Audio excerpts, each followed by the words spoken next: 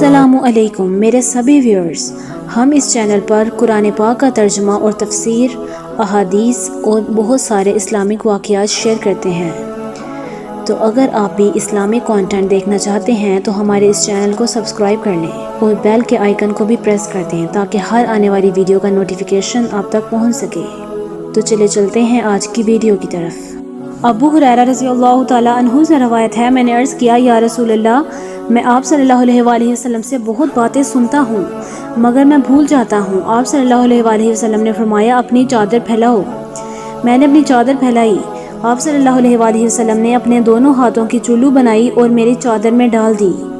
فرمایا کہ چادر کو لپیٹ لو۔ میں نے چادر کو اپنے بدن پر لپیٹ لیا، پھر اس کے بعد میں کوئی چیز نہیں بھولا۔